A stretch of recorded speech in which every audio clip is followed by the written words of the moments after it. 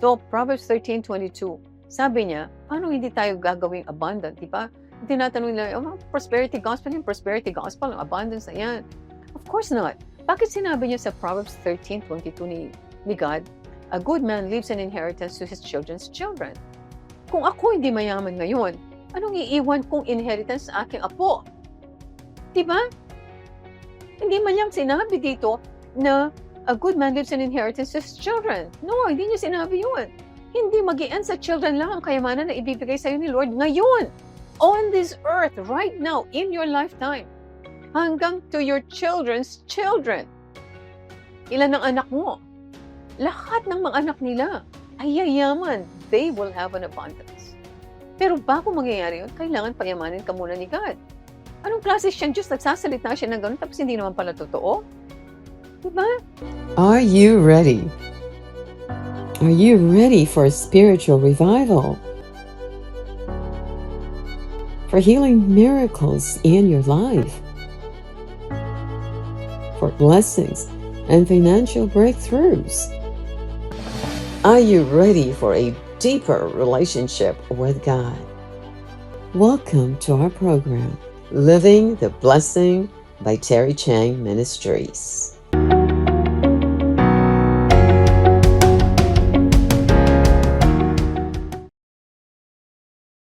What can you say? Bang sa ating sabihin, sila lang makaka-experience niyan? Of course not. Even kami ni Robert, na-experience namin yan. Kaya ako tinuturo. Kaya lang napakahirap papaniwalaan ng mga tao. And that is why we have to read the Bible. So, anong nangyari ngayon? Sabi ni God sa kanila, okay, I give you the promised land. Tingnan mo, I give you the promised land. Flowing with milk and honey. Nandun na lang yung mga bahay that they never built. Nandun na yung mga orchards and vineyards. Nandun na yung mga animals that they never reared. Sa kanila na, 11 days they travel. And yung journey nila would have been 11 days lang and they would have reached the promised land. Kaya lang, may test. Di ba? Yung report, evil reports. Hindi naniwala ang mga Israelites na kayang-kaya i-deliver ni God sila from the giants kasi sinabi, oh, there are giants in the land and we are mere grasshoppers. Ang pinaniwalaan nila ay ang pinapaniwalaan ng karamihan ng Christians. We are mere grasshoppers. Hindi natin pinapaniwalaan ang sinasabi ng Panginoon that kayang-kaya natin ang giants in the land because the battle is not ours, but the battle is the Lord's. So anong nangyari? Nagsalita sila ng mga negative. Sabi niya, why didn't you bring us to the wilderness to die by the sword? Why didn't you just bring us back to Egypt? So nagsalita sila. Kaya sila, after 40 years, namatay lahat by the sword dito sa wilderness. Namatay lahat sila because of their own mouth, of the words that they spoke with their own mouth. Except for the two, si Caleb and Joshua. Kasi sila lang ang hindi nagsalita ng negative. Sila lang hindi naniwala dun sa evil report. In fact, they had the good report themselves. Sabi niya, we can possess the promised land, sabi ni Caleb. Di ba? So, pagdating nila dito sa Mount Sinai, ano sinabi ni God sa kanila? Ito yung sinabi ni God sa kanila. Exodus 25:2. Speak to the children of Israel that they bring me an offering. Before yung promised land yan, before yung promised land. Speak to the children of Israel that they bring me an offering. From everyone who gives it willingly with his heart, you shall take my offering. So nakikita natin gaano ka-importante ang offering. Okay. So last example natin is si David. As a young man, si David showed extraordinary courage by defeating the giant Goliath, di ba? Pagkatapos, sa 2 Samuel 24, tingnan natin, ito yung Ark of the Covenant. So, yung Ark of the Covenant was misplaced, napunta sa kalaban. So ngayon, dahil nagkaroon ng plague sa mga kalaban, itong Ark of the Covenant sinusoli na nila sa mga Israelites. So takot na takot si David dyan kasi yung isang tao niya, dahil nag-chirp yung Ark of the Covenant, ay bigla niyang sinalo yung Ark of the Covenant and on the spot namatay itong tao. So nobody was supposed to touch kasi masyadong holy si God. You cannot touch him nung panahon na yun kasi wala pa si Jesus. Now I can embrace God. Ngayon, inalis niya yung veil, di ba? So, tingnan mo ito sa 2 Samuel 24, verses 24 to 25. Then the king said to Araunah, "No, but I will surely buy it from you for a price. Nor will I offer burnt offerings to the Lord my God with that which costs me nothing." Can you imagine? Alam ni David kung anong technique dyan. David became the man who was after God's own heart. Then itong offering na to, di ba? Nagkaano siya, nagwo-worship siya, nag-offering, nagtutugtog siya ng harp. Every day, sinulat niya literally ang karamihan nitong mga psalms natin. So ang offering is so important. Sabi niya, so David brought the threshing floor and the oxen for 50 shekels of silver. And David built there an altar to the Lord and offered burnt offerings and peace offerings. So the Lord heeded the prayers for the land, and the plague was withdrawn from Israel. Tingnan mo. Ano sinabi niya? And David built there an altar to the Lord and offered burnt offerings and peace offerings. Hindi man sinabing nag-pray sila. Nag-offer lang sila ng offerings. Pero tingnan mo, dahil naamoy ni God, so the Lord heeded the prayers for the land, and the plague was withdrawn from Israel. Nakita nyo? Napaka-importante ng may offering sa Panginoon. Okay. Ito, si Apostle Paul. Kasi sasabihin nyo, puro mga yan, Old Testament people. Tingnan natin ang New Testament people. The Apostle Paul, after a dramatic conversion experience, Paul became the most influential missionary of early Christianity. So nakita po natin nung na-meet niya, na-encounter niya si God dito on his way to Damascus, di ba? Nagsalita si God, "Why are you persecuting me, Paul?" Tapos niya, nabulag siya. Tapos na-convert siya, naging very, very hot siya sa Panginoon. So dito sa Romans 12:1, sabi niya, "I beseech you therefore, brethren, by the mercies of God, you present your bodies a living sacrifice, wholly acceptable to God, which is your reasonable service." Nakita nyo, more than burnt offerings, more than a sin offering ang binigay ni Paul. I mean, he literally wrote 2/3 of the epistles. He was literally one of the most, if not the most powerful apostles of Jesus. Bakit? He presented his body as a living sacrifice. Buong buhay niya, buong katawan niya, buong katauhan niya ay pinresent niya sa Panginoon. In Acts 21:26, then Paul took them in, and the next day, having been purified with them, entered the temple to announce the expiration of the days of purification, at which time an offering should be made for each one of them. So, nakita nyo, nagbigay ng offering sila, kasama si Paul. Tapos, sa offering na yan, Acts 19, verses 11 to 12, anong sabi niya dito? Now God worked unusual miracles by the hands of Paul, so that even handkerchiefs or aprons were brought from his body to the sick, and the diseases left them, and the evil spirits went out of them. Kita nyo? Inoffer ni Paul ang kanyang sarili. Anong ginawa ngayon? God worked unusual miracles by the hands of Paul, so that even handkerchiefs or aprons, di ba? Papahid nila sa kanya yung handkerchief at ipapahid nila sa may sakit, gagaling sila on the spot. Okay, marami pa yung mga hall of faith na mga tao ay si Noah, Abraham, Sarah, Isaac, Jacob, Joseph, Moses, Gideon, si Barak, si Samson, si Jephthah. Si Gideon, ano ba yung kay Gideon? Bakit napasama siya dito? He was the weakest. He came from the weakest tribe. Siya nagsasabi nun, weakest tribe daw yung kanyang tribe. And he was the weakest person in his tribe. And yet God called him the mighty man of valor. Diba? Kaya sinasabi niyo kayo na hindi ako qualified, pastora, kaya siya ganyan. Naku, hindi totoo yan. Kasi yan, God called him the mighty man of valor.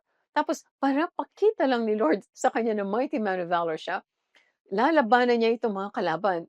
Ang kalaban niya is 135,000 people. Ang kalaban nila. Ngayon, si Gideon, may 32,000. No. Sabi ni God sa kanya, no. Masyadong marami yan, bawasan mo. Okay, 22,000 na lang, Lord. Okay, 22,000 na lang. O, tanong mo sa kanila, sino yung mga natatakot, sino yung mga hindi gustong lumaban. Naging 10,000 na lang. Okay, sige, lalaban pa rin si Gideon. Sabi ni God, marami pa rin sila. 300 na lang. So he fought with 300 men against 135,000 enemies. Nanalo pa rin si Gideon. Kaya kasama siya dito sa hall. Si Barak, okay, 10,000 lang ang tao niya. Ang kalaban niya ay 40,000 generals At bawat general dito ay may 100,000 men. So ang kalaban nila was 4 million enemy army. At 10,000 lang ang tao ni Barak. At nanalo si Barak. Kasi naniwala. Naniwala siya. Ayaw niya nga sanang maniwala. Kaya lang, anyway, naniwala siya. So si Samson, alam po natin kung ano nangyari. So pupunta na tayo ngayon dito sa steps. So ang topic natin talaga is the 4 steps to activate your faith. Ha? So 4 steps to activate faith. So the first step is, in-explain ko sa inyo, ito yung ating foundation. Bakit ko kailangang ipaliwanag kung anong ginawa nitong mga men of faith na nakasama sa Hall of Faith? Sow a seed consistently. Hindi sow a seed lang, sow a seed consistently. Kasi kapag pinapakita mo yan, nakikita ni Lord, ang pera is the least of measurement of your faithfulness to God. So kung ginagawa mo yan, especially kung tama yung pagbibigay mo sa Kanya, alam mo by faith kung bakit mo binibigyan ng Panginoon. At alam mo by faith kung ano ang babalik sa iyo. Okay? So, you have to give God something to work with. Kasi kung wala kang binigay, ano ang tatrabahuhin niya? Di ba? Okay, tingnan natin. Galatians 6:7. This is the law of giving. Ang sabi niya, do not be deceived. God is not mocked. For whatever a man sows, that he will also reap. Ano sabi niya? Sa mga taong hindi nagbibigay, sa mga taong takot na takot magbigay. Well, takot na takot sila in the sense na like, for example, meron lang silang may 1,000 pesos, tapos magbabayad pa ng kuryente, magbabayad pa ng rent, or magbabayad ng ganyan. Talagang hindi nabibigyan si Lord. Little do they know na nakaganyan si Jesus sa kanya, titingnan niya. Test yan eh. Bibigay mo ba sa akin yan, anak? So, ang dami sa atin bumabagsak dahil dyan. Kasi, pagtanggap natin ng salary, for example, na 10,000, isi-set aside mo na yung 10% mo dyan. Dahil yun ay sa Kanya. It does not belong to you. In fact, the whole thing belongs to God. Kaya lang sinabi niya yung 90% sa iyo dahil sinabi niya ang 10% sa Kanya. So kung hindi mo binigay sa Kanya yan, nasaan yung aroma niya? Di ba? Did you give Him anything to work with? Wala. Tingnan natin. Do not be deceived. Kasi kaya sinasabi, do not be deceived. Kasi nadideceive tayo kay Satan. Inuuna natin itong ating mga pangangailangan. Hindi natin alam na pag binalik ni God yan, hindi mo alam paano i-contain. Because that's what He said.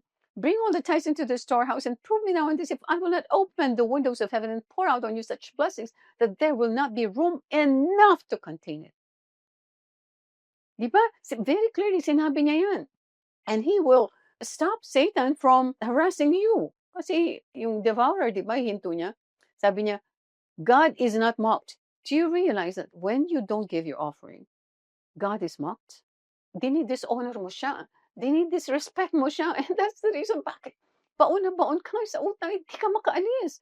Nadidishonor si God dahil wala kang tiwala sa Kanya. Wala kang trust sa Kanya. Wala kang faith sa Kanya. Kaya sinabi niya dito, for whatever a man sows, that he will also reap. It is a law. Ngayon, kanino ba magbibigay? Yan ang question. Maraming nagtatanong, kanino po ba talaga magbibigay? Well, ang answer is in the next verse. Actually, the verse before, kasi ito, Galatians 6:7.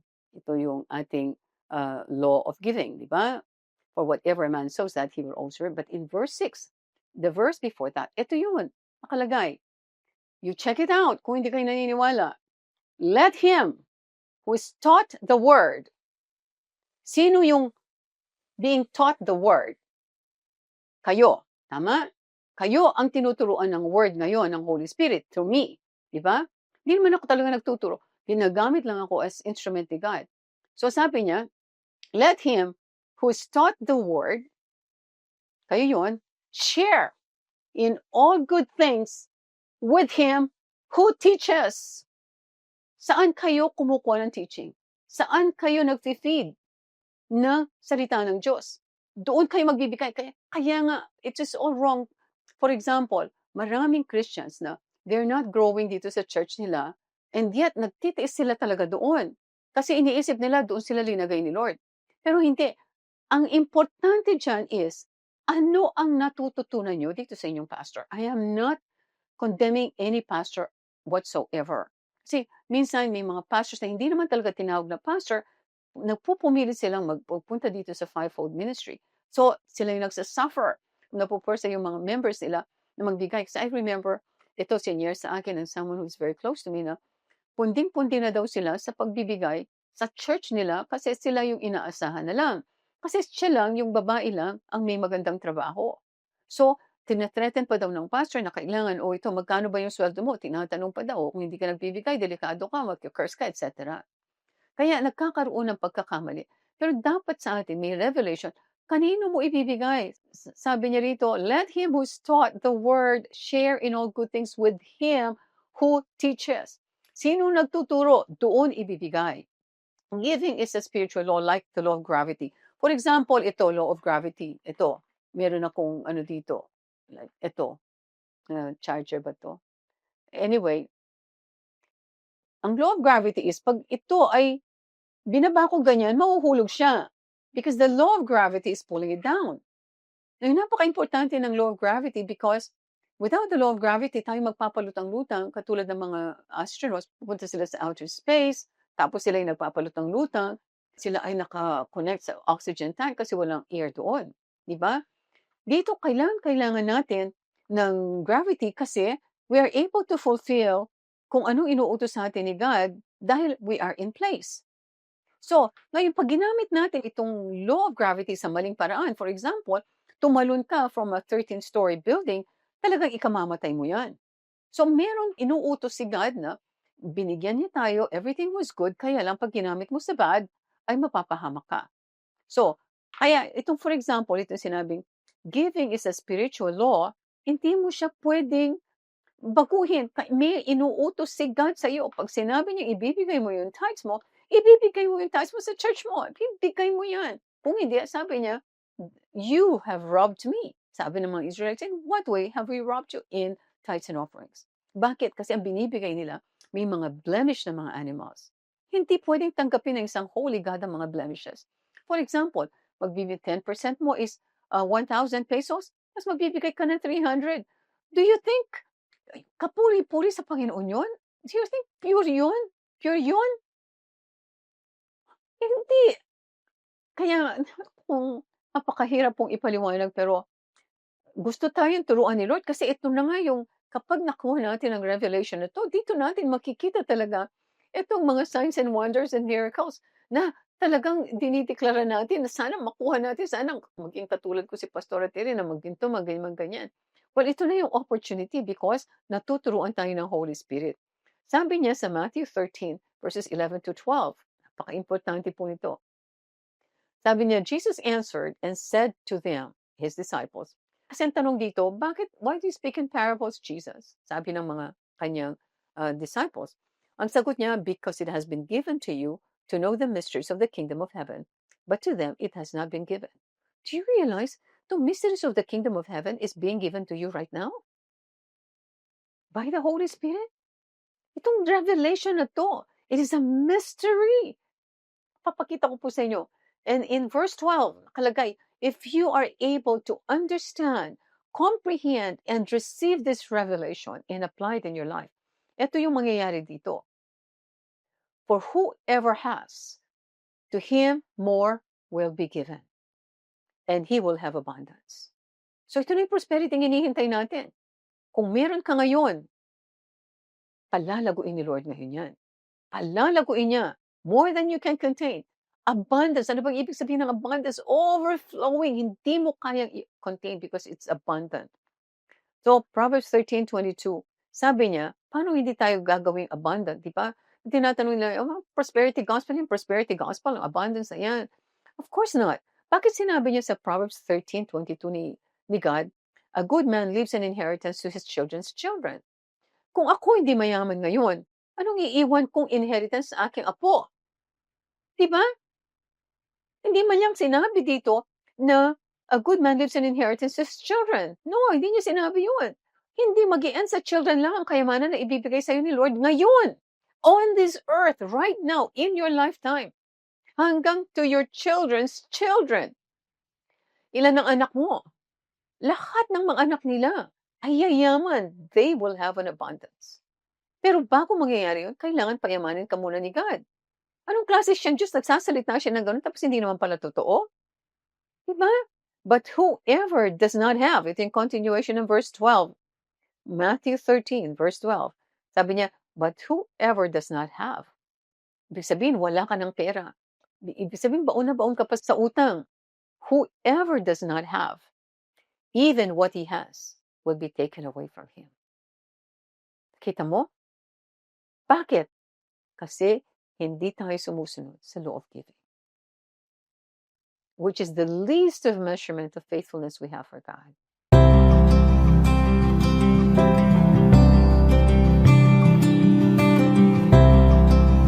Sa mga nais pong sumulat, magbigay ng testimony, or may prayer request, isa pong malaking karangalan na kami makapaglingkod sa inyo. Kayo po ay maaaring pumunta sa aming website sa www.terrychang.org. Inuulit ko po, www.terrychang.org. Maraming salamat po. Hi, si Pastora Terry Chang po ito. Nawa po ay na-bless kayo sa mensahe ng Panginoon para sa araw na ito dito sa aming programang Living the Blessing ng Terry Chang Ministries. Ang sabi po sa John 8:32, you shall know the truth and the truth shall set you free. Kung gusto mo ng kalayaan, tatanggapin mo si Jesus at ililid kita dito sa prayer na to. Your life will never be the same again. Dadaloy ang kanyang buhay, ang kanyang presensya sa lahat ng areas ng iyong buhay. So, ipikit mo ang iyong mga mata kung ikaw ito at ililid kita dito sa prayer. And pray it from the heart as if it is your own. Heavenly Father, patawarin niyo po ako sa lahat ng aking mga kasalanan. Marami pong salamat sa pagpapatawad ninyo. Jesus, kailangan kita. Come into my life and be my Lord and Savior. Holy Spirit, change me, mold me, transform me into that person that you designed and created to be. Amen. Ayan, born again Christian ka na. Congratulations. Tandaan niyo po, mahal ko kayo at mahal kayo ng Panginoon. God bless you.